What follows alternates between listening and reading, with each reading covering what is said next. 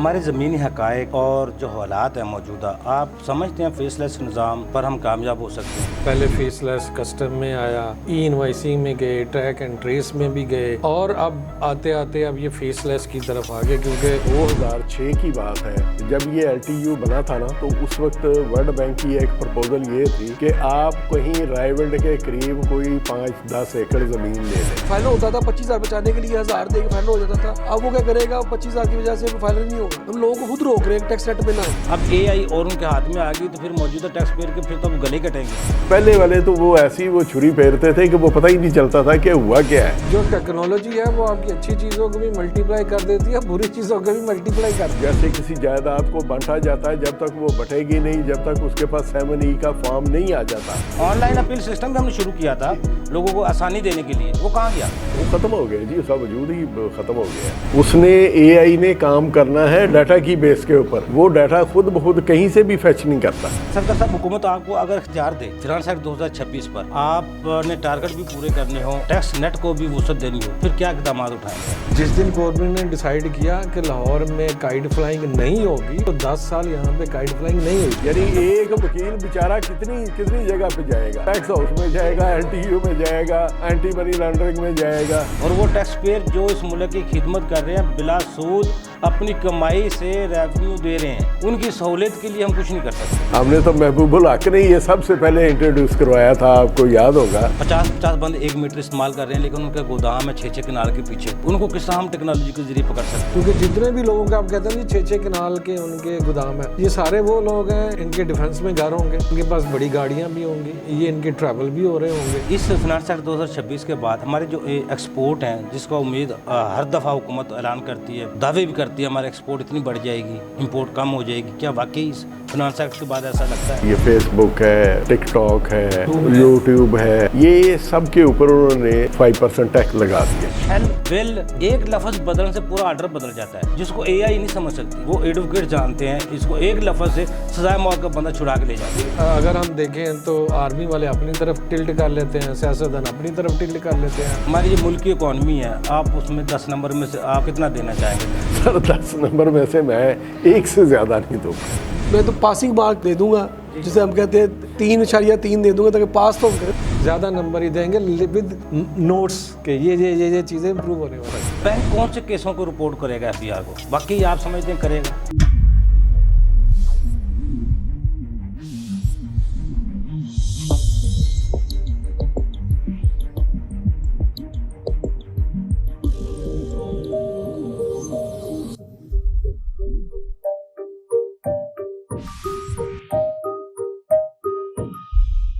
अस्सलाम वालेकुम नाज़रीन, प्रोग्राम पे सलाम साथ मैं हाउस ल्यूबी। नाज़रीन, फिनांस एक्ट 2026 टैक्स दहिंदगान के लिए मुश्किलात लाएगा या आसानी? और इस फिनांस एक्ट 2026 के मुकम्मल नाफज होने के बाद क्या जो सेक्टर थे, रियल एस्टेट सेक्टर था या इंपोर्ट का सेक्टर था या सनती एरिया है या इंपोर्ट है, एक्सपोर्ट है, उस पर क्या बेहतरी आना शुरू हुई है और डिजिटल इकॉनमी क्या टैक्स नेट में आ जाएगी?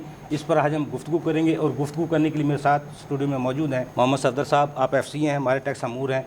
उनके साथ मौजूद हैं अशरफ कमर साहब, आप एडवोकेट हाई कोर्ट हैं, साबिक इनकम टैक्स ऑफिसर हैं FBR से। और उनके साथ मौजूद हैं आशिक अली राणा साहब, आप एडवोकेट हाई कोर्ट हैं, साबिक नायब सदर हैं पाकिस्तान टैक्स बार एसोसिएशन के। सर, सबसे पहले आपकी तरफ आना चाहूँगा सदर साहब, फिनांस एक्ट 2026 वाकई टैक्स नेट सलाहत का जो आगाज़ है हो चुका है? देखिए, मेरा ख्याल है अब तो शायद ये कंसोलिडेशन की तरफ जा रहे हैं, क्योंकि ये जो इस्लाहात इन्होंने शुरू की थी 2024-25 से ये शुरू हुई। पहले फेसलेस कस्टम में आया, ई इनवॉइसिंग में गए, ट्रैक एंड ट्रेस में भी गए और अब आते आते अब ये फेसलेस की तरफ आ गए, क्योंकि FBR में भी कुछ लोग देखते हैं कि पूरी दुनिया में क्या हो रहा है। फेसलेस इंडिया में भी 2020 से शुरू है, मेरा ख्याल है उसी को फॉलो करते हुए उन्होंने कहा कि चले हम भी फेसलेस की तरफ जाते हैं। ई इनवॉइसिंग टर्की में कुछ 10 साल से शुरू है, तो इन्होंने सोचा कि हम इनवॉइसिंग को फॉलो अप करें। POS इंटीग्रेशन पे भी इन्होंने काम किया, लेकिन मेरा ख्याल है अब ये आगाज़ की बजाय ये कंसोलिडेशन की तरफ जा रहे हैं। अब जो फेसलेस ऑडिट की तरफ चले गए हैं, जो असेसमेंट को फेसलेस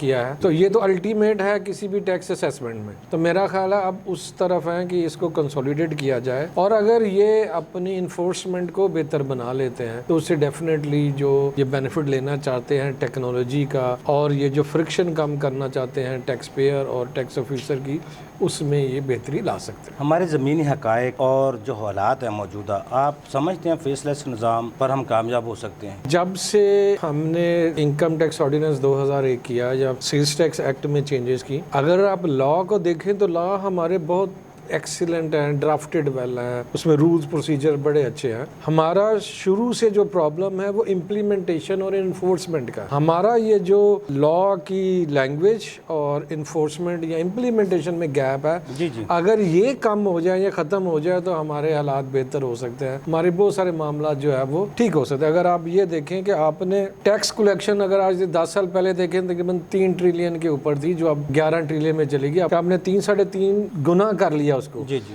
लेकिन अगर टैक्स टू जीडीपी रेशो देखें तो वो 10 साल पहले भी 10% थी और अभी भी 10 से 11 के दरमियान है, 10 से कम ही है। तो मेन इशू ये है कि आप अपना टैक्स नेट बढ़ाएंगे, आप अपने इन्फोर्समेंट को बेहतर करेंगे, तभी ये सारी चीज़ें फ़ायदेमंद हैं, तभी वो दुनिया जिनको आप फॉलो करके ये लॉ अडॉप्ट कर रहे हैं उसने जो फ़ायदा अडॉप्ट किया वो आप ले सकते हैं। अदरवाइज जो टेक्नोलॉजी है वो आपकी अच्छी चीज़ों को भी मल्टीप्लाई कर देती है, बुरी चीज़ों को भी मल्टीप्लाई कर देती है। तो अगर आपने इस टेक्नोलॉजी की इम्प्लीमेंटेशन को अपने लिए फ्रूटफुल बनाना है तो आपको इसकी इन्फोर्समेंट और इम्प्लीमेंटेशन को इम्प्रूव करना होगा। जनाब कुमर साहब, आप क्या समझते हैं जो फिनांस सेक्टर वाकई इनकलाबी इस्लाहात का नाम है, और जो फेसलेस निज़ाम अभी सफदर साहब बात कर रहे थे, आप समझते हैं जैसे हमारे पाकिस्तान के ज़मीनी हक़ाइक़ हैं, सियालकोट, इस्लामाबाद, कराची, लाहौर, इनको समझते चलो करवा लेंगे, जो उकाड़ा हो गया, साहिवाल हो गया, जो ऐसे इलाके हैं उनमें किस तरह मुमकिन होगा, किस तरह हम इसको कामयाब कर सकते हैं? ये बहुत मुश्किल है जी। ये इनकलाबी इस्लाहात चलें, कम से कम ये इस्लाहात की तरफ चले तो सही है ना,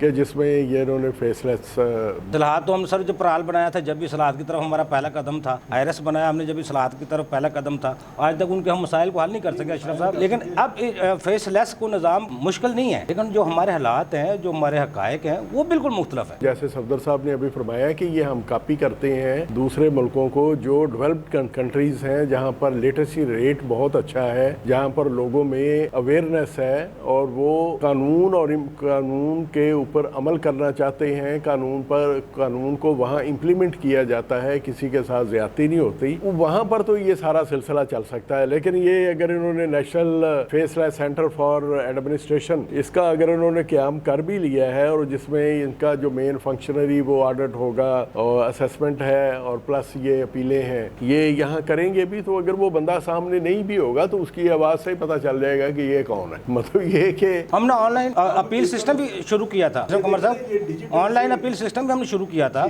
लोगों को आसानी देने के लिए, वो कहाँ गया? वो ख़त्म हो गया जी, उसका वजूद ही ख़त्म हो गया है। तो ये अगर उसको डिजिटल की तरफ लेके जा रहे हैं तो इसमें तो अगर देखा जाए तो ये एक बहुत अच्छा इनका इनकलाबी कदम है। अगर और जिसमें कि जैसे मैं अपने दफ्तर में बैठ के सारा कुछ कर सकता हूँ, तो मुझे क्या ज़रूरत है कि मैं पर के धक्के खाऊँ, मैं टैक्स हाउस में जाऊँ, LTU में जाऊँ, जगह जगह पे तो ये वो दफ्तर बना दिए हैं। यानी एक वकील बेचारा कितनी जगह पे जाएगा, टैक्स हाउस में जाएगा, LTU में जाएगा, एंटी मनी लॉन्ड्रिंग में जाएगा, या वो DNB FPA उधर जाएगा, कितनी जगह पे वो जाएगा। और उसके बाद अपीलों का दफ्तर वो भी एक साइड के ऊपर बना दिया। LTO का कहीं है, RTO का कहीं है, अपील का कहीं है, और अब मैं सुना ये टैक्स हाउस भी कहीं बदलने वाला है। तो लेकिन अशरफ कुमर साहब, लाहौर हाई कोर्ट ने और वकला बिरादरी ने कोशिश की, जुडिशल कम्प्लेक्स का जिसका भी संग बुनियाद रखा गया है, मॉडल टाउन की अदालतों को, कंट की अदालतों को एक छत तले तमाम जजेस को लाना चाहते हैं ताकि साइलिन को मुश्किलात का सामना ना करना पड़े। क्या टैक्स हाउस को एक जगह या टैक्स के मामला को एक जगह हम नहीं कर सकते? 2006 की बात है, जब ये LTU बना था ना, तो उस वक्त वर्ल्ड बैंक की एक प्रपोजल ये थी कि आप कहीं रायविंड के करीब कोई 5-10 एकड़ ज़मीन ले लें, वहाँ पर वो सारे जो है ना वो बाईपास लगते हैं, हर बंदे को आने में, वहाँ पर पहुँचने में आसानी रहेगी, पार्किंग का कोई इशू नहीं होगा, और ऑफिसर्स के बैठने के लिए भी अच्छी और खुली जगह होगी। लेकिन वो इन्होंने वो सारे पैसे उठा के, तो ये LDU ये जो हमारी पुरानी बिल्डिंग है, ये जो कॉर्पोरेट वाली है, इसके ऊपर ही उन्होंने वो सारे पैसे वो लगा दिए, और उसी को रेनोवेट करके उसके ऊपर कोई 15-20 करोड़ रुपया लगा के उसको रेनोवेट कर दिया। वहाँ पर उनको सारी एसेसरी इक्विपमेंट्स, ये AC वैसी या कंप्यूटर, सारी चीज़ें वहाँ पर पहुँचा दी। लेकिन उसमें आप देखें कि पार्किंग का प्रॉब्लम इतना ज़्यादा है कि लोगों को अपनी गाड़ियां गैर महफूज तरीके से सड़कों पर खड़ी करनी पड़ती हैं और सड़कों पर भी खड़ी करने की जगह नहीं हो। टैक्स हाउस के अंदर तो इतनी ज़्यादा वो अफसरान की गाड़ियाँ इतनी हैं, वो आम बंदा तो बाहर जो आने वाला बंदा तो अपनी गाड़ी ले जा ही नहीं सकता अंदर से। ले जा ही नहीं सकता। तो इनको भी ये चाहिए कि उसी मॉडल के ऊपर जो हाई कोर्ट में हुआ है ये किसी जगह पे ले लें, बजाय इसके कि एक वकील 10 दफ्तरों में जाए। और वो बंदा ही है ना जी, एक बंदा कितनी आप एफर्ट कर लेगा, एक घंटा भी अगर वो लगाए, 1 घंटा उसका सफर में गुजरा तो ये कितना फ्यूल का नुकसान, मुल्की वसाइल का नुकसान, और उसका अल्टीमेटली फायदा भी कोई नहीं। जो हुकूमत को पैसे इकट्ठे करके देता है जिससे मुल्क चलता है, और वो टैक्स पेयर जो इस मुल्क की खिदमत कर रहे हैं बिला सूद अपनी कमाई से रेवेन्यू दे रहे हैं, उनकी सहूलियत के लिए हम कुछ नहीं कर सकते। नहीं, अगर ऐसा ये सोचा जाता 2006 में तो मेरा ख्याल है कि शायद आज ये प्रॉब्लम ही ना हो। कमर साहब, इसको चलो ये मामला है डिपार्टमेंट का और जो हुकूमत का, हम अपने फिनांस एक्ट की तरफ आते हैं। जो 7E को ख़त्म किया गया, सुपर टैक्स कम किया गया, 15 करोड़ से 50 करोड़ पे ले गए, इससे सरमायाकारी क्या पाकिस्तान में आएगी? क्या रियल एस्टेट सेक्टर दोबारा बूम करेगा? किसको फ़ायदा होगा इससे? नहीं, ये डेफिनेटली जी, ये जो 7E है ये तो कॉन्स्टिट्यूशनल हमारी कोर्ट है, ये उसकी रूलिंग के नतीजे के अंदर ये ख़त्म हुई है। तो गवर्नमेंट ने ये अच्छा किया कि 7E जो है वो एक एक्स्ट्रा बर्डन जो अनकॉन्स्टिट्यूशनल टैक्स था, जिसकी लॉ के अंदर कोई प्रोवाइजो नहीं थी, कोई प्रोविजन नहीं थी, किसी तरीके से वो लगता नहीं था और उसकी कोई इम्प्लीमेंटेशन का कोई चांस नहीं था, उसको होना इस सिरे से होना ही नहीं चाहिए था।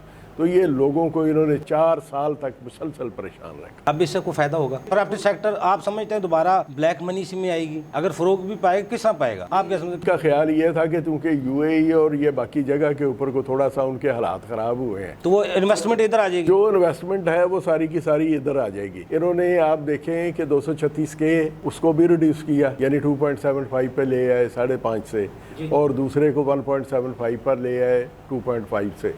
ये इन्होंने 236 के 236C इसको रिड्यूस किया है। इसके रिड्यूस करने में डेफिनेटली जो प्रॉपर्टी सेक्टर है वो उसमें बूम आना चाहिए। एक और चीज़, ग्रीन सर्टिफिकेट उन्होंने वो गवर्नमेंट ऑफ पंजाब ने वो डाल दिया, 7E की जगह पे वो आ गया। अब 7E की जगह पे वो आ गया है। अब उसकी जो इम्प्लीमेंटेशन है, जो उसकी कॉम्प्लिकेशन है, जैसे किसी जायदाद को बांटा जाता है, जब तक वो बटेगी नहीं, जब तक उसके पास 7E का फॉर्म नहीं आ जाता। 7E का फॉर्म ऐसे ही है जैसे एक रजिस्ट्री है, और वो आपकी जगह एलोकेट कर दी गई है कि ये आपका मकान नंबर, ये आपका प्लाट, ये जैसे हमारा खसरा खतौनी पहले चलता था, वो भी सिलसिला उसका खतरा खतौनी की जगह पे ये ग्रीन सर्टिफिकेट इंट्रोड्यूस करवा दिया। अब उसमें जो एडमिनिस्ट्रेशन के जो मसाइल हैं वो इतने गंभीर हैं कि किसी के लिए ग्रीन सर्टिफिकेट लेना तकरीबन नामुमकिन है, जिसका उन्होंने रखा हुआ है कि जी 1 माह के अंदर ये मिल जाएगा। तो अगर 1 माह के अंदर तो मिलने का सवाल ही नहीं पैदा होता, 1 माह में तो एप्लीकेशन वो दाएं से बाएं नहीं हमारा पटवारी जो है वो मूव करता, तो वो कहाँ उसके पास तहसीलदार के पास और कहाँ डायरेक्टर के पास और कहाँ से वो घूम फिर के वो उधर आएगी, फिर आगे इंक्वायरियाँ शुरू होंगी, फिर वो मौके के ऊपर जाएंगे। उनकी सवाबदीद पर है, उसको पास और दुरुस्त भी करार देते हैं या फिर कोई एलिगेशन लग जाता है? एलिगेशन लग जाता है या उसको कहा जाता है कि ये इसकी फेक एंड फ्रिवलेस है, ये इसकी जायदाद है ही नहीं, और उसके ऊपर को कब्जा ग्रुप आके बैठ जाता है। तो ये मामला तो इस तरह का है। जिस तरह प्राल का और FBR का आज तक यही समझते हैं, FBR समझता है हमारे वो नीचे काम कर रहा है, लेकिन आज भी दोनों में समझौता नहीं है। आशा करिए राणा साहब, आप इस फिनांस एक्ट 2026 को इनकलाबी देखते हैं, अवाम दोस्त देखते हैं, या इस्लाहात का फिनांस एक्ट देखते हैं, आप क्या समझते हैं? देखिए अब्दुल ज़ुबी साहब, ये जो फिनांस एक्ट आया है अवाम दोस्त तो नहीं है, ये आप समझ सकते हैं ताजर दोस्त तो बनाया है। अभी कल जो एक नोटिफिकेशन है 1109 ताजरों के लिए, रिटेलर्स के लिए जो एक स्कीम लेकर आए हैं फिक्स टैक्स रजीम के वाले से, वो एक है कि चलो एक फिक्स टैक्स में लोगों को ले जाना चाह रहे हैं ताकि ब्रॉडनिंग और टैक्स बेस की तरफ एक अच्छा इकदाम है। अदरवाइज जो बजट जब भी आता है आपको पता है हमेशा टैक्सेस रेट बढ़ते हैं, अवाम दोस्त तो नहीं होता हमेशा, क्योंकि जब टैक्स देना होता है तो वो अवाम दोस्त तो गिना नहीं जाता। लेकिन हम ये कहते हैं कि हमेशा ब्रॉडनिंग और टैक्स बेस की तरफ जाएं। इसमें ये चीज़ नहीं है, जो एग्जिस्टिंग टैक्स पेयर है उन्हीं के टैक्स रेट को बढ़ाया गया है। सैलरी में इन्होंने थोड़ा रिलीफ दिया, लेकिन ये ज़रूरी नहीं है कि आप एक रिलीफ दिया 24 लाख सैलरी है किसकी है हजूर? देखने देखना है जो ऑलरेडी टैक्स दे रहे हैं उन्हीं को हम बोझ डाल रहे हैं, उन्हीं पे हम टैक्स का नेट बढ़ा रहे हैं, उन्हीं को ऑडिट में लेकर आते हैं। अब एक रिटर्न है सेल्स टैक्स, अगर वो एक दिन लेट होती है 2000 पर डे जुर्माना है, 10 दिन के बाद वो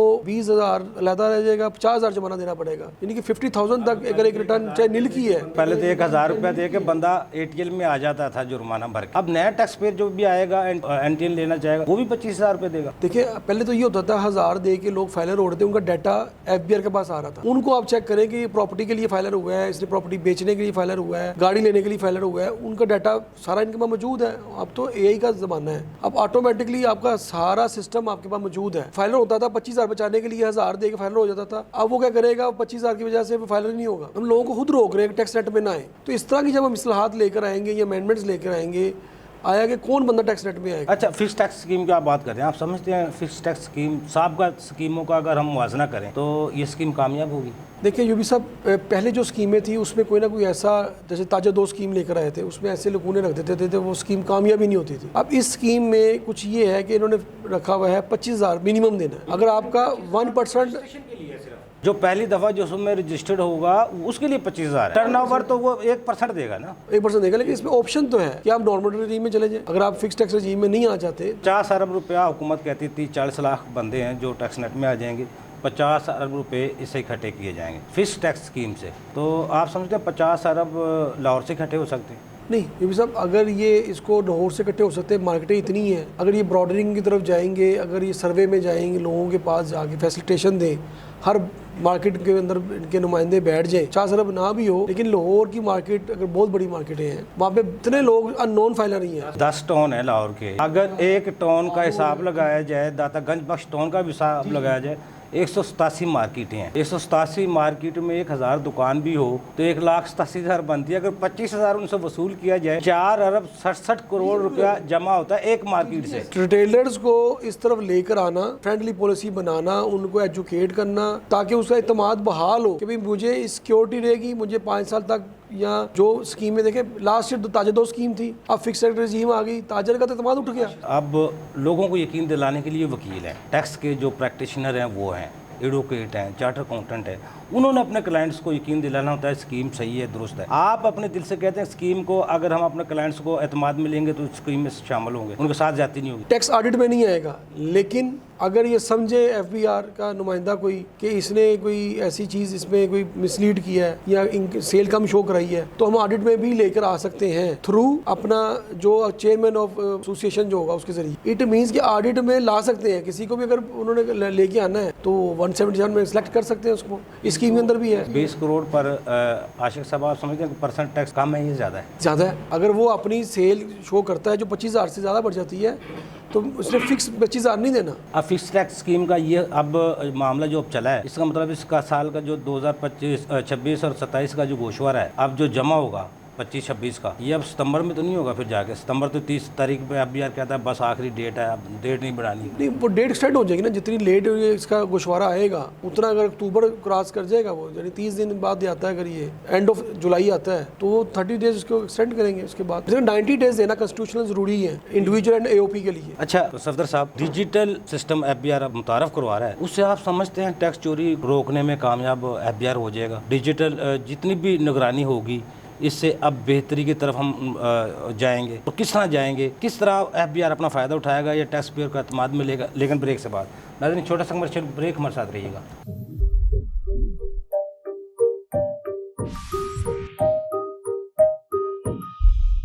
वेलकम बैक नाजरीन। जी सफदर साहब, हमें देखना पड़ेगा जो पैरेलल दुनिया में सिस्टम है या जो हमसे पहले सिस्टम है वहाँ पे क्या हुआ। इंडिया ने जब ये फेसलेस किया है और टेक्नोलॉजी यूज़ किया तो उन्होंने ऑलमोस्ट अपनी टर्न्स हैं वो डबल किए। यूके में अडॉप्ट किया गया था कि हम टेक्नोलॉजी को यूज़ करेंगे, वहाँ पे भी ये तनकीद शुरू होगी तो आपने 100 मिलियन पाउंड लगा दिया और इतना बड़ा सिस्टम बनाया, फ़ायदा होगा कि नहीं होगा?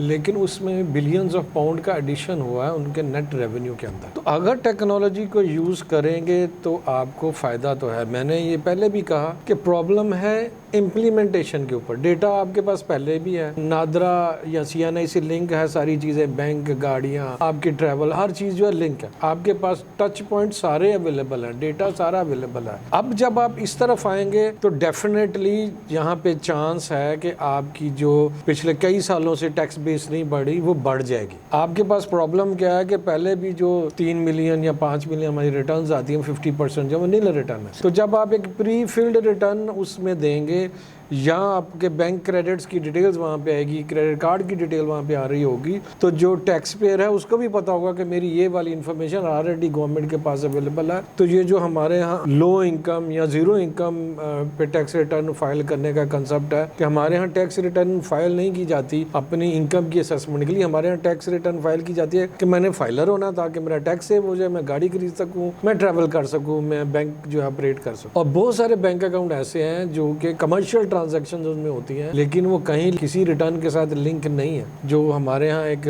प्रैक्टिस है कि बहुत सारे लोगों ने ABC नाम से अकाउंट खोल के अपना अनडॉक्यूमेंटेड सेल उसमें शो करवाते हैं। तो अगर आप इस फेसलेस में जाएंगे तो तभी आपका फायदा, क्योंकि ह्यूमनली तकरीबन 20-25 हज़ार फोर्स है FBR की, 25 करोड़ आवाम है और तकरीबन 5 मिलियन 6 मिलियन रिटर्न है। तो ह्यूमनली पॉसिबल नहीं है कि ये सारे को उस तरह इन्फोर्स कर सके। आप समझते हैं FBR अब मुकम्मल तौर पर टेक्नोलॉजी पर इंसार करेगा? ये नेसेसिटी है इस वक्त ये आपके पास लग्जरी नहीं है, ऑप्शन नहीं है। इसके बगैर आप चीज़ें इन्फोर्स ही नहीं कर पाएंगे। आप कैसे 20-25 हज़ार देख लें तो उसमें जो फोर्स असेसमेंट पे या ऑडिट पे काम करती है वो तो आधी भी नहीं होगी। 10,000 बंदा लगा ले तो 10,000 बंदा 25 करोड़ लोगों की पुलिसिंग नहीं कर सकता, वो 6 मिलियन रिटर्न प्रोसेस नहीं कर सकता। ये तभी पॉसिबल है कि आप टेक्नोलॉजी बेस्ड है वो डिस्क्रिपेंसीज पॉइंटेड हो और आप बल्क में लोगों तक एक्सेस कर सके। वरना आपका इंस्पेक्टर कितने लोगों की एक दिन में रिटर्न रिव्यू करेगा, डेटा मैच करेगा, इसकी बैंक में क्या ट्रांजैक्शन है, इसकी गाड़ियां कितनी है, इसकी प्रॉपर्टी कितनी है, वो सिर्फ और सिर्फ टेक्नोलॉजी से ही पॉसिबल। अब डिपेंड करता है कि आप उसको कितना अच्छे तरीके से इम्प्लीमेंट करते हैं। सर साहब अरसा दराज से तो हम भी सुनते आ रहे हैं लोगों का डाटा हमारे पास मौजूद है, इन पर अब एक्शन होगा,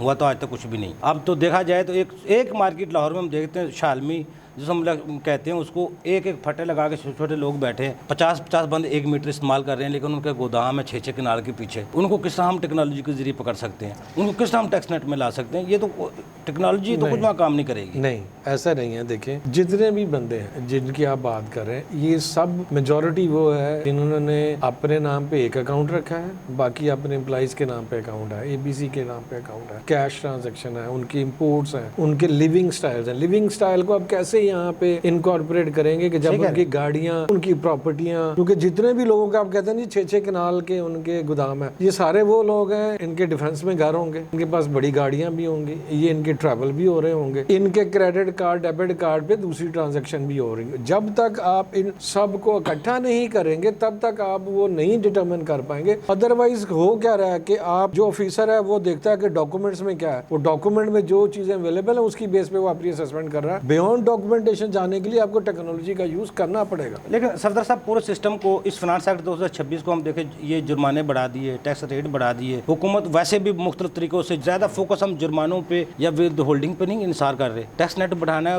बाद की बात है, टैक्स को वसूल देना तो बाद की बात है। हम जो अपेरेंटली बात करते हैं जी हमारा टैक्स टारगेट इतना था, हमने इतना अचीव कर लिया, हम पिछले लेकिन हकायक तो मुख्तलिफ है ना, जिससे टैक्स नेट हमने पूरा करना था, टैक्स रेवेन्यू टारगेट जिन लोगों से उनका ये कारोबार भी बिजनेस भी बूम करता है ना, बिजनेस के जरिए आते। बात आपकी ठीक है। देखिए हमारा जो टैक्स कलेक्शन हो रही है 2 बेसिस पे हो रही है। एक ये कि इन्फ्लेशनरी इफेक्ट है, क्योंकि आपकी ज़्यादा इंडायरेक्ट कलेक्शन है, तो जब चीज़ों की प्राइस बढ़ेगी तो 18% टैक्स ऑटोमेटिकली बढ़ जाएगा। सही कह रहे हैं। दूसरा ये है कि आपकी इंपोर्ट बेस ओवरऑल इकोनॉमी है, तो इंपोर्ट में आपने 4 साल पहले डॉलर का रेट 150 था, अब जो 300 है, डॉलर का रेट डबल हो गया, तो इसका मतलब है वहां से इंपोर्ट से जो कलेक्शन थी वो ऑटोमेटिकली डबल हो गई है। तो आपका जो मेजर कलेक्शन है वो इंडायरेक्ट टैक्सेस है, टैक्स लेवी बढ़ा दी, वो सारा इंडायरेक्ट है, सारी चीजें। तो जब आप इंडायरेक्ट कलेक्शन की तरफ जाते हैं तो आपकी एफिशिएंसी, इसका मतलब है कि वो खत्म है। जी जी, परफॉर्मेंस। अगर आपने देखना है कि क्या एक्चुअली आपका टैक्स नेट बढ़ा, क्या आपकी टैक्स मशीनरी ने एफिशिएंटली इन्फोर्समेंट की, तो फिर आप देखेंगे कि आपके डायरेक्ट टैक्सेस में कितनी ग्रोथ है। सही कह रहे हैं। तो इस वक्त हमारा ऑलमोस्ट 50-50 के है, डायरेक्ट और इनडायरेक्ट। अगर हमारा डायरेक्ट टैक्सेस का पोर्शन बढ़ेगा तो तभी हम आप देखेंगे कि वाकई हमारी है। इस वक्त आप देखें तो इवन डायरेक्ट टैक्सेस में भी 50% पोर्शन तो सैलरीड क्लास का, जिसमें ना FBR का कोई कमाल है, वो तो वैसे भी वो तो एक डॉक्यूमेंटेड सेक्टर है। दूसरा भी सरदार साहब देखे ना,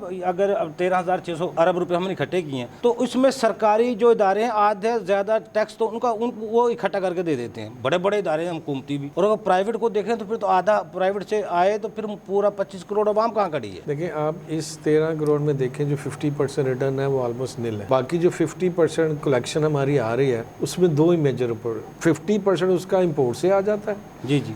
जो डायरेक्ट टैक्सेस है मुफ्त 50% सैलरी का आ गया, तो पीछे 25% रह जाता है जो आप इधर उधर से कलेक्ट कर रहे हैं, उसमें भी ज्यादा विद होल्डिंग की कलेक्शन है। सही विद होल्डिंग भी देखें तो एक काइंड ऑफ इनडायरेक्ट टैक्सेशन है। 45 तरह के आपने विद होल्डिंग रखे। सुपर टैक्स सर 15 करोड़ से 50 करोड़ ले गए, क्या वाकई अब सरमायाकारी जिसको अभी हमारे अशरफ कमर साहब कह रहे थे दुबई UAE में जब हालात खराब हुए तो इन्वेस्टमेंट लोग देखेंगे सुपर टैक्स उन्होंने लिमिट बढ़ा दी है, उस तरफ अपनी इन्वेस्टमेंट लेके चले हम। देखिए इस वक्त दुनिया में जो ज्यादा इन्वेस्टमेंट जा रही है ना वो जाती है USA में, कनाडा में जाती है, सिंगापुर जाती है, इंडिया में जाती है, चाइना में जाती है, बांग्लादेश। क्या वजूहत है पाकिस्तान में क्यों नहीं आती? लोग इन्वेस्टमेंट के लिए सिर्फ टैक्स नहीं देखते, ओवरऑल आपको पैकेज देखना है कि आपकी पॉलिसीज कितनी कंसिस्टेंट है, आपका लॉ एंड ऑर्डर कितना है, आपकी इन्फ्लेशन कितनी लो है, आपका पॉलिसी रेट कितना कम है और आपके टैक्सेस कितने। अगर आप देखें कि बड़ी जो कॉर्पोरेशन है 50 करोड़ तो प्रॉफिट कुछ भी नहीं है, और अगर आप 50 करोड़ वाली एंटिटी को देखें उसमें 29% टैक्स दिया, उसने 15% डिविडेंड टैक्स भी देना है, उसने 10% जो है वो सुपर टैक्स भी देना है, तो 54% बनता है। उसी को अगर आप कंपेयर करें इंडिया, चाइना, बांग्लादेश को तो ये रफली 29-30% आता है। तो अगर वो पाकिस्तान में ना आए, वो बांग्लादेश चला जाए, इंडिया चला जाए, चाइना जाए, तो उसकी तो 50% सेविंग तो इधर से ही हो जाएगी। प्लस आपके मुल्क में लॉ एंड ऑर्डर आप देख रहे हैं, आप मेन शहरों से थोड़ा सा बाहर निकले तो आपके लिए पाकिस्तानियों के लिए जाना मुश्किल है, तो किसी फॉरेनर के लिए क्या होगा। आप अपनी टैक्स पॉलिसीज देख लें कितना जल्दी वो शफल हो रही है। आप सुपर टैक्स की बात करें, ये ओरिजिनली तो लाया गया था कि 1 साल के लिए हम ला रहे हैं, हमने इंटरनली डिस्प्लेस पर्सन को सेटल करा, फिर हमने उसे फाइनल लॉन्ग टर्म कर दिया। फिर आप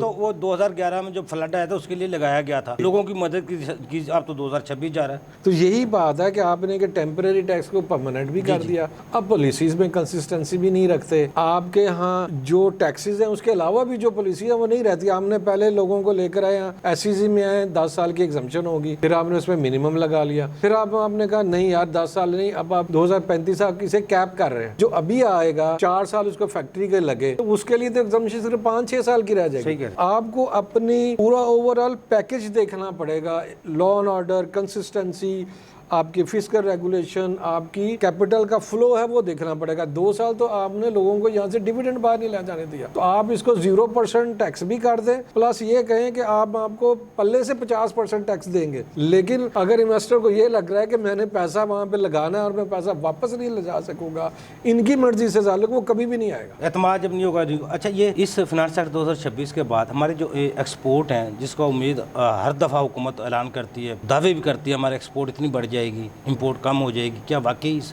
फिनांस एक्ट के बाद ऐसा लगता है? हमारे पास ना कोई ऐसी चीज़ नहीं है जो हमारी मोनोपोली हो। जैसे अरब है ना, उनके पास तेल है, वो जो मर्जी आप करो आपको उधर ही से जाके लेना, ठीक है। वेस्ट है, उसके पास टेक्नोलॉजी है, आपने कुछ भी करना है आपने टेक्नोलॉजी उधर से ही लेनी है। हमारे पास कोई ऐसी चीज़ नहीं है, कभी हमारे पास टेक्सटाइल थी, कभी हमारे पास राइस था, आज ऐसी कोई कमोडिटी नहीं है। तो फिर अगर जो भी एक्सपोर्टर है, जो भी बायर है, वो ये देखेगा कि मुझे कहाँ से चीज़ें मिल रही हैं, मेरे लिए जो भी चीज़ आप बना रहे हैं चाइना से भी मिल रही है, इंडिया से भी मिल रही है, बांग्लादेश से भी मिल रही है, ताइवान, वियतनाम से भी मिल रही है, तो वो फिर ओवरऑल देखेगा नंबर 1 सस्ती कहाँ से है। आपकी इलेक्ट्रिसिटी भी महंगी है, आपका इंटरेस्ट रेट भी महंगा है, आपके जो गैस है वो भी महंगी है, कैसे आपके लोग जो है वो चीपर बना सकते हैं दूसरों की निस्बत। दूसरी बात ये आ गई कि आपके आए रोज कभी सिंध वाले सड़क बंद कर लेते हैं, 10-10, 20-20 दिन आपके कंटेनर पोर्ट पे नहीं जा पाते। तो अगर आप दुनिया को कह दें कि जी पूरी दुनिया से 20% सस्ता माल हम देंगे और लोगों को ये लगे कि यार हम ऑर्डर दे दिया तो ये ये तो 20-20 दिन यहाँ से सप्लाई नहीं आती, तो कौन आपके पास आएगा,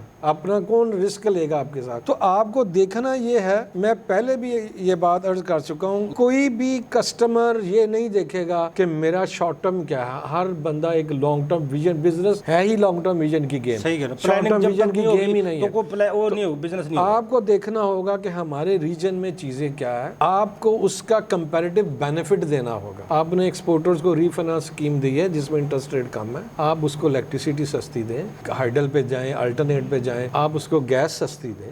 एक उम्मीद लगी थी कि जंग खत्म होगी तो ईरान से सस्ती आएगी, अब वो भी कहीं हवा में है। पाक ईरान जो गैस पाइपलाइन दोबारा स्टार्ट हो जाएगी, वो भी है। टैपी वाला प्रोजेक्ट भी 20 साल से लटका हुआ है। हमारे बेशुमार प्रोजेक्ट ऐसे हैं जो कि हमें फायदा दे सकते हैं, लेकिन वो 2045 के हम दावे करते हैं, लेकिन अभी तो 26 है। 45 के दावे क्या होगा, किसी ने क्या देखा, मौजूदा हालात में देखना है ना। जो 45 के दावे हमेशा इसलिए अच्छे किए जाते हैं या आगे 20-30 साल के कि ना नॉर्मल तेल होगा ना चाहिए। सही कह रहे हैं अशरफ कमर साहब, आप समझते हैं इतनी टेक्नोलॉजी FBI जिस तरह ला रहा है, AI सिस्टम जो अब आता जा रहा है, जो FBI के अफसरान है, ये AI खा तो नहीं जाएगी उनकी अफसरान को? काम तो करेगा, लेकिन वो टेक्निकली जब उसके अंदर डाटा उसको नहीं दिया जाएगा, उसने AI ने काम करना है डाटा की बेस के ऊपर। वो डाटा खुद ब खुद कहीं से भी फेच नहीं करता। उसको पहले आप कोई आपने ऑर्डर बनाना है, ऑर्डर बनाने के लिए सबसे पहले आपने देना है कि आपके पास इंफॉर्मेशन कहाँ से आई।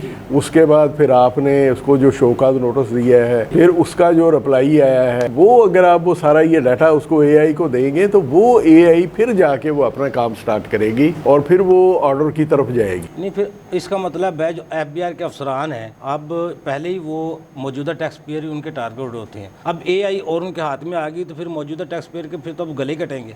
नहीं, गले नहीं कटेंगे। फिर ये है कि जो ऑर्डर है वो बेहतर बनेगा। वो तो पहले वाले तो वो ऐसी वो छुरी फेरते थे कि वो पता ही नहीं चलता था कि हुआ क्या है। अशरफ कमर साहब, आप एडवोकेट हाई कोर्ट हैं, आप बेहतर जानते हैं। शेल विल एक लफ्ज बदलने से पूरा ऑर्डर बदल जाता है, जिसको AI नहीं समझ सकती। वो एडवोकेट जानते हैं, इसको एक लफ्ज से सजाए मौत का बंदा छुड़ा के ले जाते हैं। नहीं सर, वो AI की को 100% जो उसने AI ने कर दिया है वही तो उसने इम्प्लीमेंट नहीं करना। उसके बाद उसने उसको A to Z उसको पढ़ना भी है। उसके अंदर देख रहे हैं कि ये इसके अंदर ये AI ने कहाँ कहाँ डिफेक्ट छोड़े हैं, कहाँ इसमें डेफिशिएंसी आई है। तो नोटिस हम करेंगे तो अशरफ साहब वो तो हजारों में चला जाता है एक नोटिस जब वो करते हैं। नहीं सर, वो इस तरह से नहीं है ना, वो तो एक इंडिविजुअल कैपेसिटी में हर बंदे की। पीछे एक मैसेज चला था FBI की तरफ से, अपने रिटर्न जमा करवाएं, वो आप इसका आपने जवाब दे, इसका जवाब दे, जिसका ताल्लुक नहीं था टैक्स पेयर का उसका।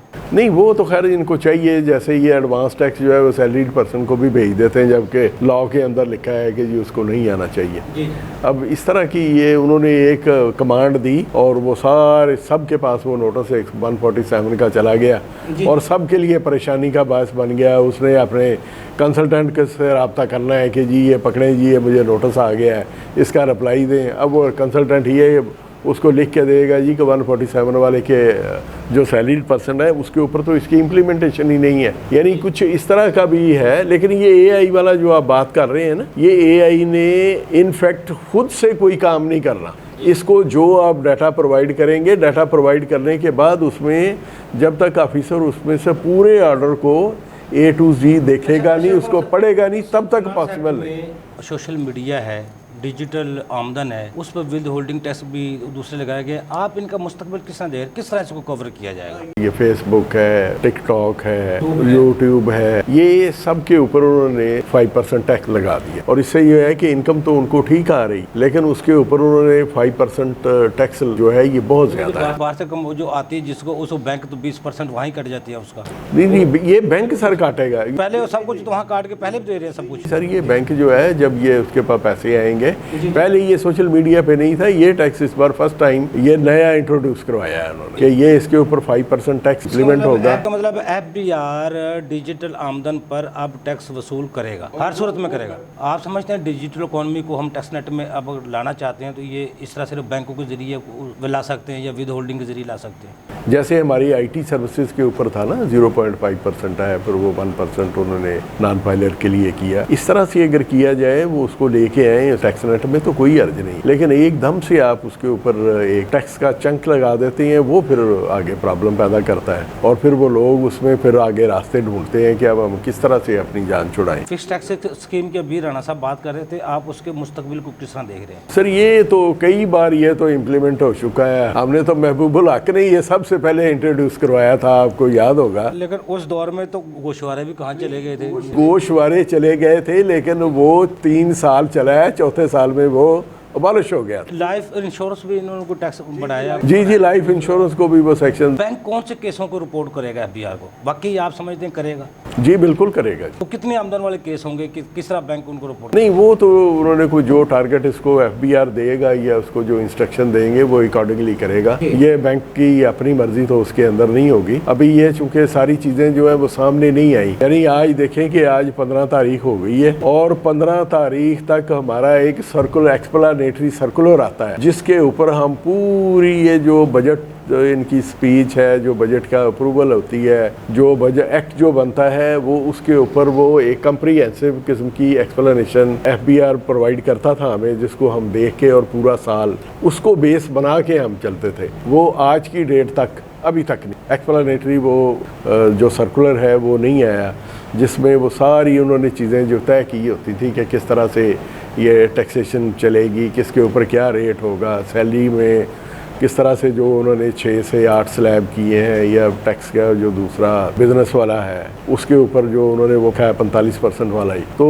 इस तरह से उसके अंदर वो पूरी की पूरी वो एलेबोरेशन देते हैं। वो अभी तक यानी आज की डेट तक जिसको आ जाना चाहिए था वो नहीं आया, हालांकि बजट तो 26 तारीख को पास। अशरफ कुमार साहब, ये फिनांस एक्ट 2026 किस सेक्टर के लिए ईदी है? मिसाल के तौर पर उनका बूम चढ़ जाएगा, प्राइवेट सेक्टर हो गया, स्टील सेक्टर हो गया, या और कोई सेक्टर हो गए जिनके लिए ये ईदी साबित होगा? ये बस ये ईजी अगर साबित है तो मेरे ख्याल के मुताबिक तो स्वाय ये प्रॉपर्टी वालों के अलावा और तो किसी सेक्टर में रिलीफ इन्होंने दिया नहीं। और जो आप स्टील की बात करते हैं, स्टील को उन्होंने डायरेक्टली कर दिया इलेक्ट्रिसिटी के ऊपर, केवल इलेक्ट्रिसिटी के यूनिट के हिसाब से उसको कंपेयर, उसका प्रोडक्शन है उससे वहाँ मॉनिटर की जाएगी। अच्छा, फिनांस एक्ट 2026 आप समझते हैं मुआशी इस्तेकाम लाने में कामयाब एक्ट है? ये कोई कामयाबी की अलामत नहीं है, क्योंकि जिस तरह से हमारी मुआशी पॉलिसियाँ चली हैं, जिस मुल्क में सियासी अदम इस्तेहकाम हो, मैशत का भी अदम इस्तेहकाम हो, लोगों का ताजर बरादरी है उसका गवर्नमेंट के ऊपर ट्रस्ट ना हो, वहाँ पर कभी भी जो इन्वेस्टमेंट नहीं आ सकता। और यहाँ हमारी हालत तो ये है कि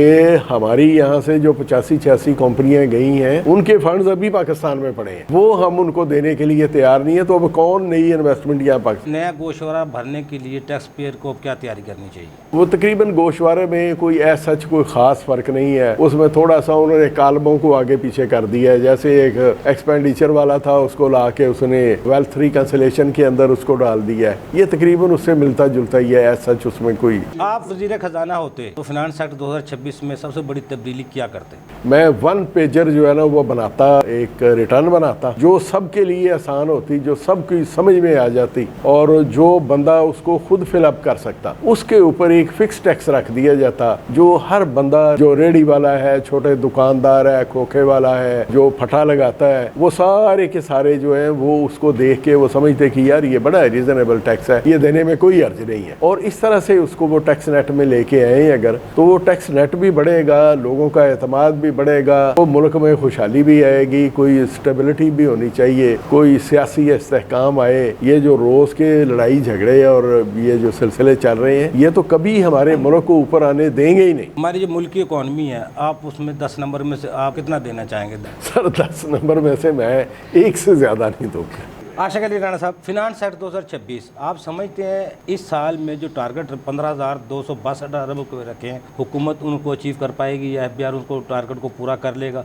अगर करेगा तो आप क्या समझते हैं फिर ये मार धाड़ होगी, मौजूदा टैक्स पे निशाना होगा या फिक्स टैक्स स्कीम होगी? ये जो भी सब इस दफ़ा टारगेट तो उन्होंने काफ़ी जो है ना हाई रखा हुआ है, क्योंकि ज़्यादा बेस कर रही है फिक्स टैक्स रजीम पे। हुकूमत का जो इस टाइम मेन फोकस है कि वो इसकी तरफ ब्रॉडनिंग की तरफ, टैक्स बेस की तरफ जाएँ, वो लोगों को नेट में लेकर आए। लेकिन जो अभी कमर साहब ने कहा है 1 नंबर इन्होंने दिया है, मैं समझ रहा हूँ कि 1 नंबर ही बड़ा हिम्मत की, इन्होंने 1 नंबर का कह दिया है। जहाँ पे मुआशी इस्तेहकाम तभी आता है जब मुल्क के अंदर स्टेबिलिटी हो और अनसर्टेनिटी जो सिचुएशन है ना वो ना हो। जब हम एक बजट बनाते हैं, हम 3 माह बाद ही अपनी पॉलिसी को रिवर्ट बैक कर लेंगे। 3 माह बाद क्या होने वाला किसी को नहीं पता। तो जब तक हम इस्तेकाम, कंटिन्यूएंसी ऑफ पॉलिसी लेके नहीं आएंगे, कंटिन्यूटी नहीं होगी हमारी पॉलिसीज़ के अंदर और कंसिस्टेंसी नहीं होगी, तब तक लोगों का इत्मीनान जो है वो FBR पे नहीं बढ़ेगा। आशिक अली राणा साहब, अगर FBR के चेयरमैन आप हों तो आप इन टैक्स टारगेट को पूरा करवाने के लिए क्या इकदाम उठाएं?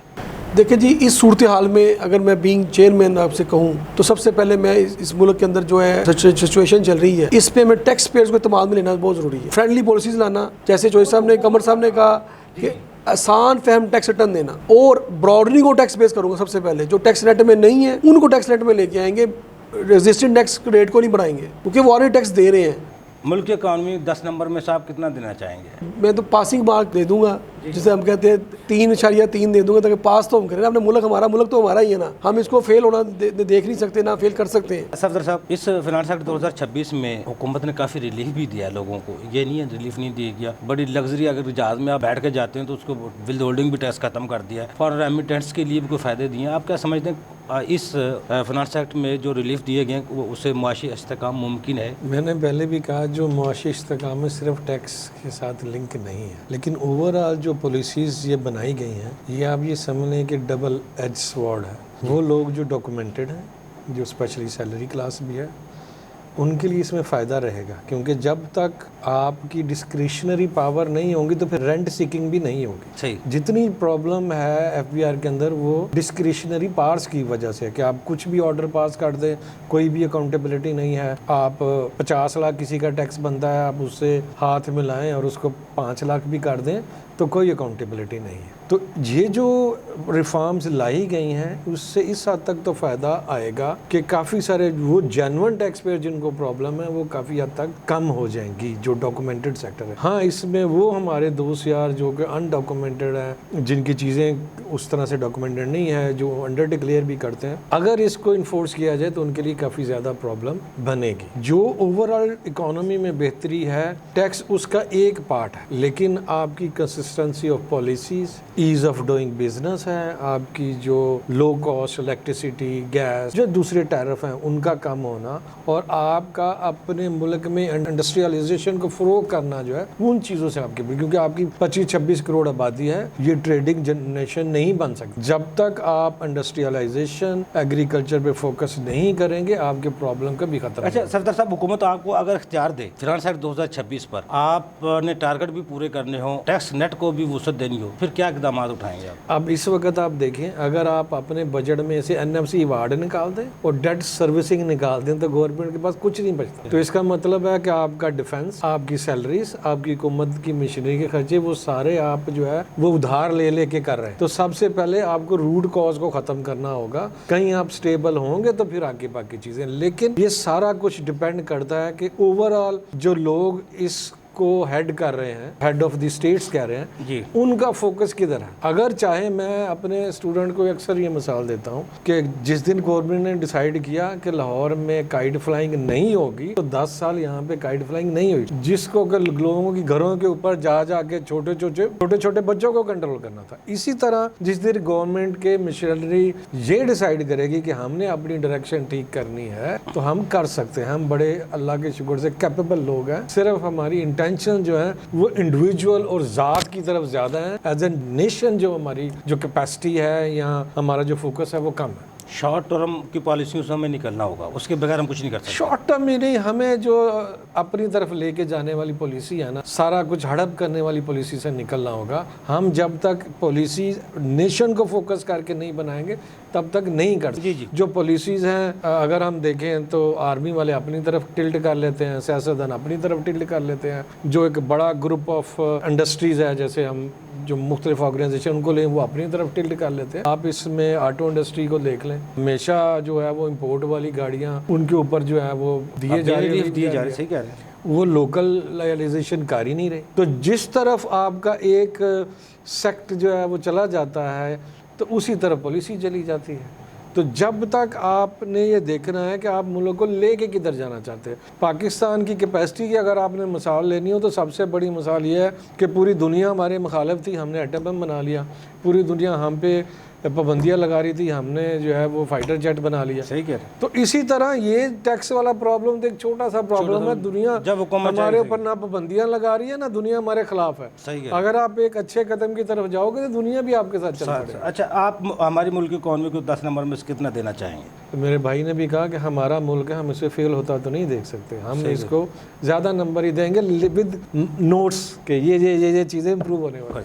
सफदर साहब आपको बहुत शुक्रिया, अशरफ उमर साहब आपको बहुत शुक्रिया, आशिक राना साहब आपको बहुत शुक्रिया। नाज़रीन, जिस दिन हुकूमत बेहतरी लाना चाहेगी और मामला को सीधा करना चाहेगी, कोई मुश्किल नहीं है। जिस तरह पतंगबाजी को 10 साल बंद रखा तो हुकूमत कुछ करना चाहे तो कुछ भी कर सकती है। और टैक्स निज़ाम में इस्लाहात रिफॉर्म्स लाने के लिए कोई बड़ा काम करने की ज़रूरत नहीं है, अपनी सिर्फ नीयत को और मामला को सीधे करने की ज़रूरत है। अगले प्रोग्राम तक के लिए अफजल यूबी को इजाज़त दीजिए। अल्लाह हाफ़िज़, पाकिस्तान जिंदाबाद। देखिए प्रोग्राम टैक्स और अवाम अफजल अयूबी के साथ।